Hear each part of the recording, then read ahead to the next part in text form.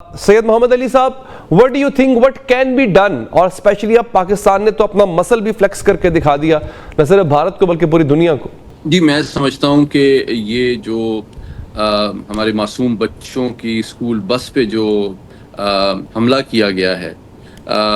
یہ مجھے یاد دلاتا ہے, اگر آپ انسانیت کی تاریخ دیکھیں تو آپ کو کون سا ایسا واقعہ ملتا ہے کہ مہذب قومیں جو ہیں ڈیلیبریٹلی بچوں کو اس طرح ٹارگٹ کرتی ہیں. ہماری جو تاریخ ہے اس میں یہ واحد واقعہ جو ہے وہ کربلا کا ہے. تو نظریہ تو یہ وہی ہے, اور دشمن بھی یوں سمجھیں کہ یزیدیت کی جو سوچ ہے وہی آپ کو آج کل 21ویں صدی میں بھارت اور اسرائیل اس پہ کار فرما نظر آتے ہیں. تو بنیادی بات یہ ہے کہ آج جس طرح کہا بھی گیا کہ اور مجھے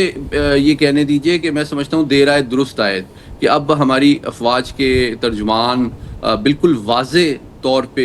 یہ موقف اٹھا رہے ہیں کہ بھائی یہ تمام تر جو دہشت گردی اور انسٹیبلٹی جو ہے اس خطے میں اس کا واحد منبع و مرکز جو ہے وہ بھارت ہے. تو اب جبکہ الحمدللہ ہم نے آپریشن بنیان المرصوص کے نتیجے میں ایک دندان شکن اور تاریخی عبرتناک شکست ان کو دی ہے, تو کوئی وجہ نہیں کہ اگر ہم نے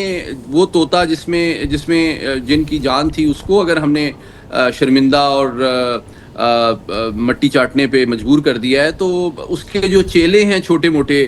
BLA مجید بریگیڈ BLF یقینی طور پہ ان کے حوالے سے اب بہت فیصلہ کن سوچ نظر آ رہی ہے, اور ماحول بھی اس کے لحاظ سے عالمی اور داخلی سطح پہ کافی سازگار ہو چکا ہے.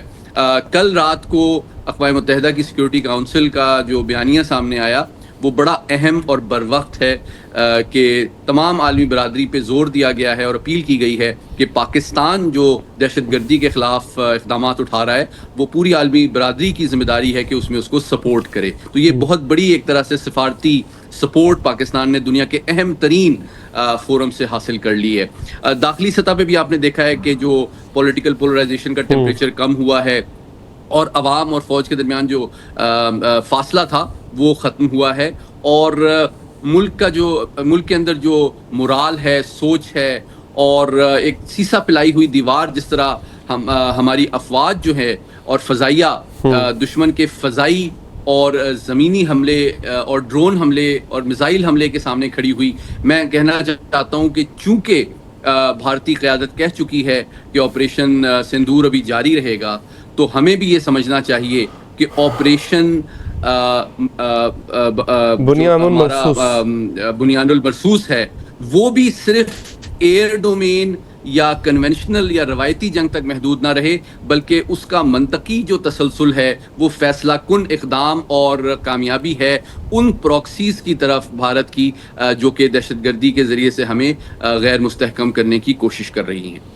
تو سر اب آپ کو لگتا ہے کہ ہم اس کو ڈپلومیسی سے حل کر سکتے ہیں اس مسئلے کو, کیونکہ ڈپلومیٹک فرنٹ پہ بھی پاکستان کو کامیابیاں حاصل ہوئی ہیں,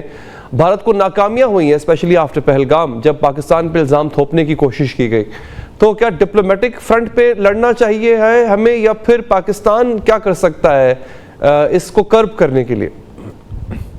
بڑا اہم سوال کیا آپ نے. دیکھیے ہم نے الحمدللہ اللہ کی مرضی اور عوام کی سپورٹ سے ہماری افواج نے فل سپیکٹرم جو ہے اس میں ہم نے ڈومینیٹ کیا ہے اس کرائسس کو بھارت کے خلاف, چاہے وہ انفارمیشن ڈومین ہو, چاہے وہ لافیئر کا ڈومین ہو, چاہے سفارتی محاذ ہو, چاہے ایئر پار کا محاذ ہو, چاہے سائبر وارفیئر کا محاذ ہو, چاہے ڈرون وارفیئر کا محاذ ہو, چاہے میزل اور راکٹ کا تبادلہ ہو. اور اسی طرح میں سمجھتا ہوں اس all elements of national park کو مجموعی اور مشترکہ طور پہ منظم ہو کے پوری قوم, عوام, میڈیا, سفارتی ہماری جو کوششیں ہیں, ہماری سیاسی قیادت, سول قانون نافذ کرنے والے ادارے اور عوام کو مل کر فوج کے ساتھ بالکل صحیح فوج کے ساتھ کھڑا ہونا ہوگا. Definitely they are at the forefront fighting against terrorism. بالکل